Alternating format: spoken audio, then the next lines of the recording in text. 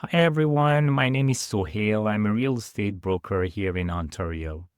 In today's video, I'm going to break down first-time homebuyer incentives in Canada and Ontario, and I'm recording this in January 2026, so everything I'm sharing is current and up to date. One of the biggest myths I hear all the time is you need a massive down payment to buy your first home. That's simply not true. There are several federal and provincial programs that can save first-time buyers tens of thousands of dollars, but most people don't fully understand how they work or whether they actually qualify for it. In this video, I'll walk you through every major incentive, explain who's eligible, and most importantly, show you how these programs work in real life and not just on paper. I work with first-time buyers across Toronto, Vaughan, Richmond Hill, and Markham, and I see the same confusion come up again and again. My goal today is to clear that up so you can move forward with no confusion. So who is considered a first-time home buyer? Before we talk about any incentives, we need to clear this up first, because this is where most confusion starts. When people hear first-time home buyer, they assume it means someone who's never owned a home in their life. That's not always the case. In Canada, you generally considered a first-time home buyer if one of these applies. You've never owned a home before, which is straightforward. 2, you have owned a home in the past but haven't lived in a home the home you owned within the last 4 years. This is common for people who rented for years after selling a property. And 3, if you're recently separated or divorced, you may still qualify as a first-time buyer again, even if your name was on a property before. So key takeaway here is first-time home buyer status. It's not always a once-in-a-lifetime thing.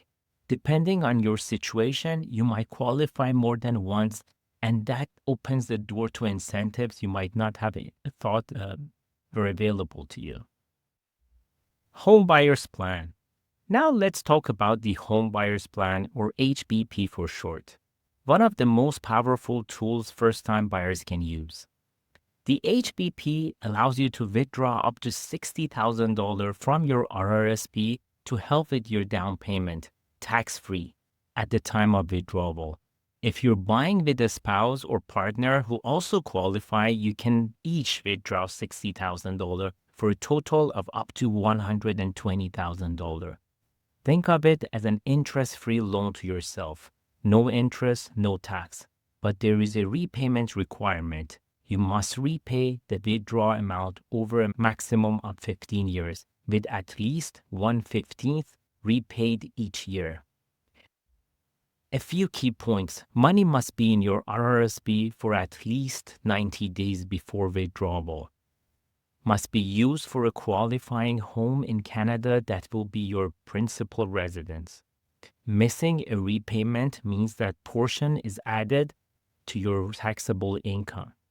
The HBB makes sense if you already have a strong RRSP balance, have a stable income to meet repayment obligations, and you're comfortable managing annual repayment over the long term. It is a great way to boost your down payment without waiting years to save, as long as you plan carefully. So next is the FSA Home Saving Account, or FHSA. And this is one of the most important tools for buyers planning 2 to 5 years ahead.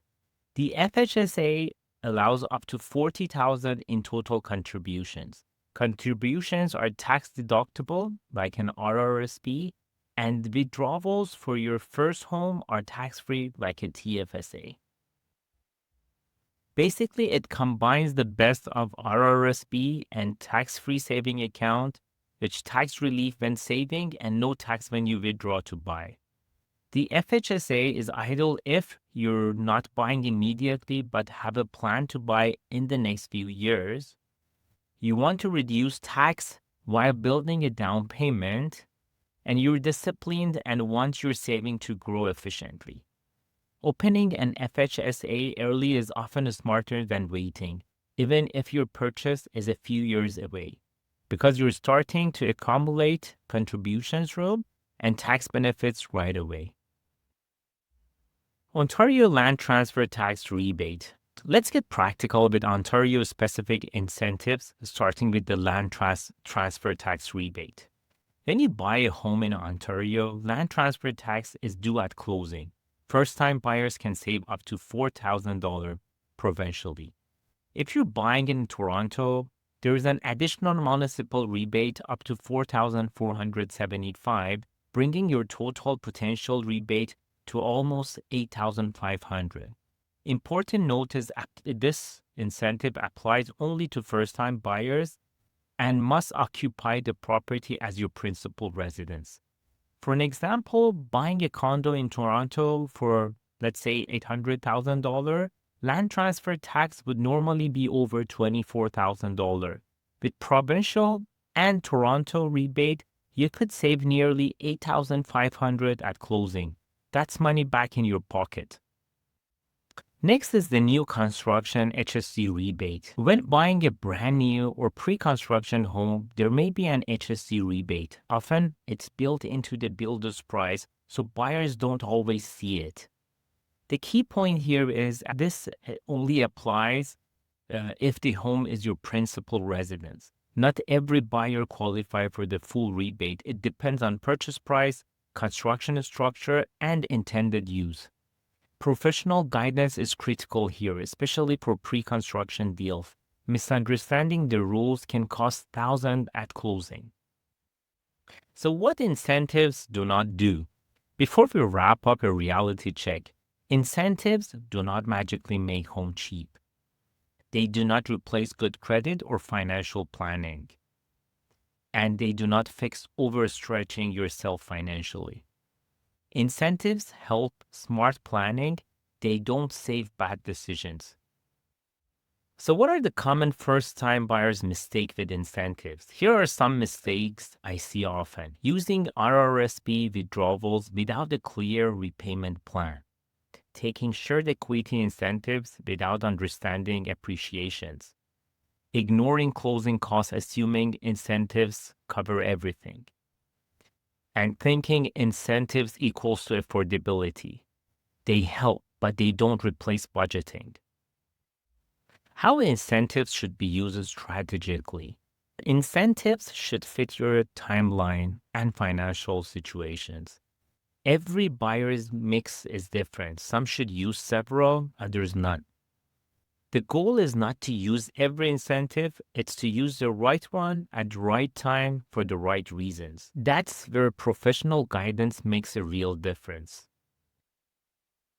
So to wrap up this video, if there is one takeaway, plan before you shop. Don't let incentives rush your decision. Use them to make a better decision. Getting education first gives you options, confidence, and control, and that's what first-time buyers really need. If you're thinking about buying your first home and want to understand which incentives actually make sense for you, take the time to get information before jumping in. That preparation alone can save you a lot of stress and a lot of money.